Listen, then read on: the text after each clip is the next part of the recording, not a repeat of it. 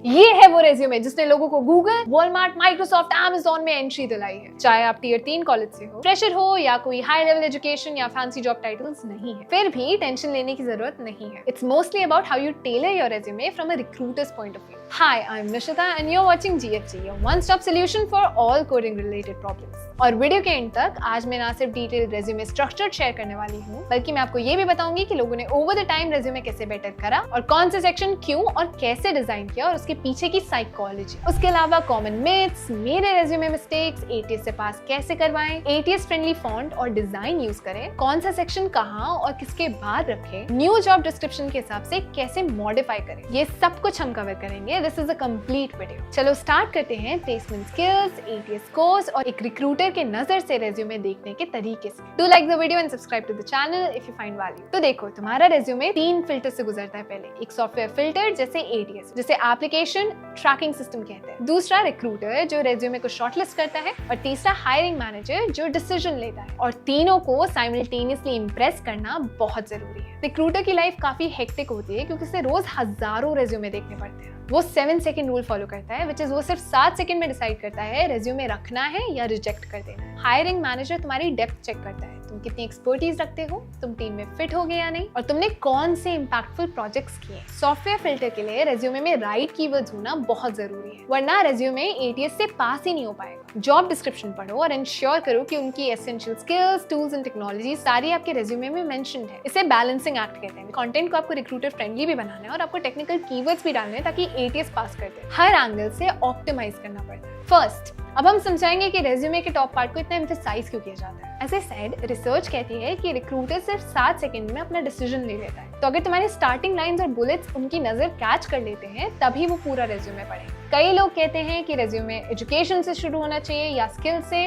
मेरे एक्सपीरियंस के अकॉर्डिंग ये सब फालतू बात है। तुम अपने सबसे स्ट्रॉन्ग एंड जॉब डिस्क्रिप्शन से अलाइंड पॉइंट से शुरू करो, चाहे वो तुम्हारी कोई बड़ी अचीवमेंट हो, एक मेजर इंटर्नशिप हो या कोई इंप्रेसिव प्रोजेक्ट। अगर तुम फ्रेशर हो और एजुकेशन काफी स्ट्रॉन्ग है तो एजुकेशन को ऊपर रखो। अगर एक्सपीरियंस्ड हो तो उसे टॉप पर रखो। अगर तुम पे ज्यादा एक्सपीरियंस नहीं है पर तुम्हारे प्रोजेक्ट्स अच्छे हैं तो उससे टॉप पर रखो। इंपॉर्टेंट पॉइंट ये है कि रिक्रूटर 2 से 3 सेकंड्स में इंटरेस्टेड हो जाए तभी वो आगे देखना चाहे। कस्टमाइज करके अपना सबसे बड़ा हाईलाइट सबसे ऊपर दिखाना बेस्ट स्ट्रैटेजी है। तुम लोग ये सीख सकते हो कि रेज्यूमे कोई स्टैग्नेंट चीज नहीं होती, बल्कि एक लिविंग डॉक्यूमेंट होती है जिसे हर नई जॉब और पोजीशन के लिए ट्वीक करना पड़ता है। अपनी रीसेंट अकम्प्लिशमेंट्स को सबसे ऊपर लाना या कोई जॉब स्पेसिफिक कीवर्ड को हाईलाइट करना, ये सब हर एप्लीकेशन से पहले चेक करना चाहिए। अगर तुम सेम रेज्यूमे हर जगह भेजते जाओगे तो कहीं ना कहीं मिसमैच हो जाएगा। एक और पॉइंट, जब रिक्रूटर इंप्रेस्ड हो जाता है तो वो फिर से ऊपर स्क्रॉल करके तुम्हारा नाम चेक करता है। इसलिए आप अपना नाम लार्ज फॉन्ट में डालो, साथ में फोन नंबर, ईमेल और लिंक्डइन को भी जरूर लिंक करना, क्योंकि 2025 में लिंक्डइन बहुत एसेंशियल बन चुका है। अब हम आते हैं हमारे second section, which is skill section. तो देखो, स्किल सेक्शन के 2 काम होते हैं। पहला, रिक्रूटर एक नजर में देख लेता है कि तुम जॉब के लिए रेलेवेंट हो या नहीं। दूसरा, ATS को सैटिस्फाई करने के लिए जरूरी कीवर्ड्स प्रोवाइड करता है।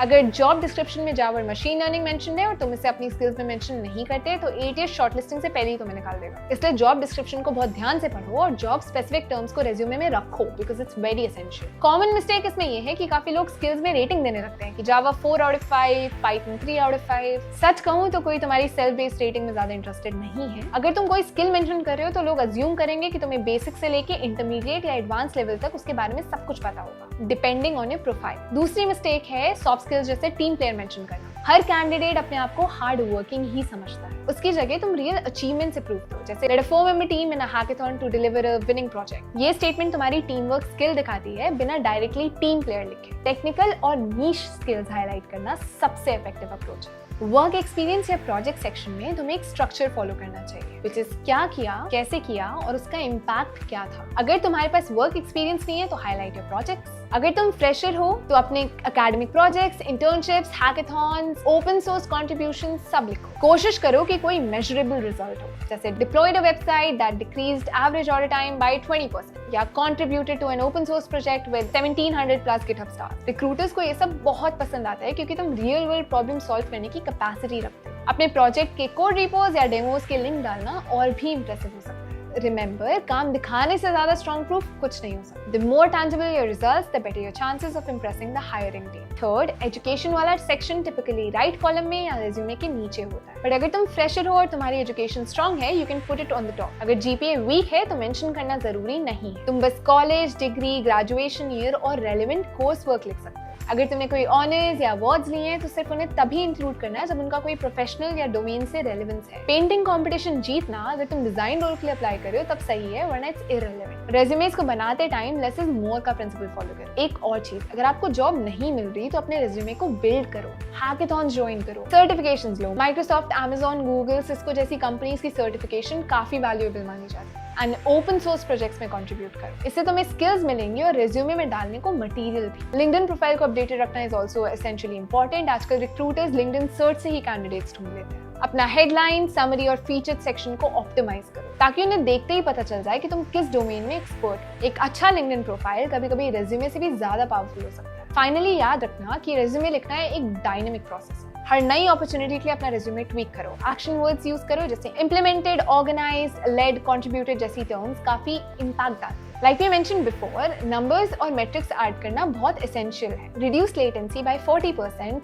Late a project used by 1 million users saved 15% of operational costs. ये सब दिखाता है कि तुम डेटा ड्रिवन और इम्पैक्ट ओरिएंटेड हो। पीडीएफ फॉर्मेट भेजना प्रेफर करो अनलेस कंपनी स्पेसिफिकली डॉक मांगे, क्योंकि पीडीएफ का लेआउट डिस्टर्ब नहीं होगा। एटीएस के लिए स्टैंडर्ड हेडिंग्स यूज करो जैसे skill, education, work experience, projects. ज्यादा फैंसी टेबल्स और कॉलम्स कभी-कभी पासिंग में बहुत प्रॉब्लमैटिक होते हैं। एक और मिथ ये है कि रिज्यूमे सिर्फ एक पेज का होना चाहिए। अगर तुम्हारा एक्सपीरियंस 10+ साल का है तो 2 पेजेस ओके, पर अगर तुम फ्रेशर हो तो 1 page is enough, concise and crisp. Photo लगाना इंडिया में चल जाता है, पर यूएस, यूरोप में इसे जनरली अवॉइड करते हैं। अल्टीमेटली तुम्हें अपना बेस्ट फुट फॉरवर्ड रखना है। Well, that's exactly how you go about a perfect resume. Let us know in the comments if this helped you in any way, and do let us know if you have any suggestions for our next video. Till then, see you later and happy coding.